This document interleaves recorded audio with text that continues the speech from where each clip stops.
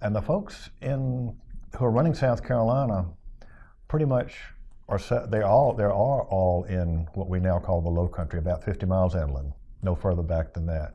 And very determined folks who are as much concerned about their rights and privileges vis-a-vis the Crown.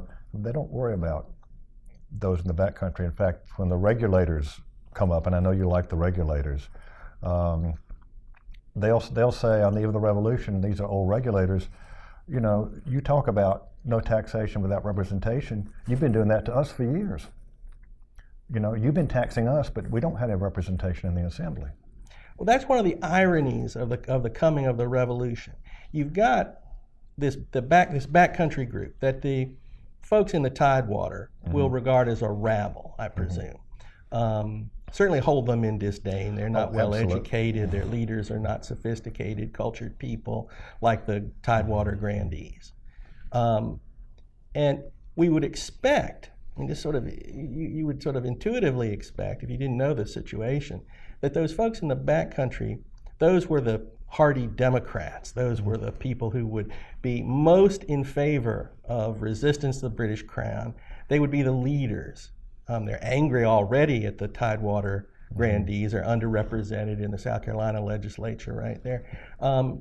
Aren't they a potential, revolutionary crowd? But they don't turn out to be. They don't turn out to be. In fact, as the revolution progresses, and it comes to the southern colonies, at least the move towards establishing committees, extra-legal governments, if you will, begin in South Carolina as early as 1769, and in Virginia and North Carolina shortly thereafter.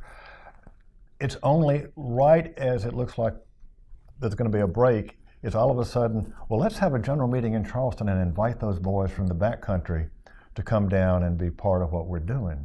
Well, that wasn't quite enough, and even after blood's been shed in 1775 in South Carolina, the best that the Low Country can do is send a delegation back there to say, well, if you won't join us, at least you'll be neutral.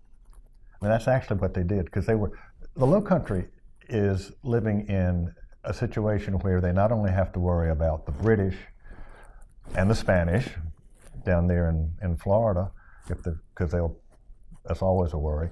Then they're living in a population, tremendous black majority in the Low Country, 2-to-1.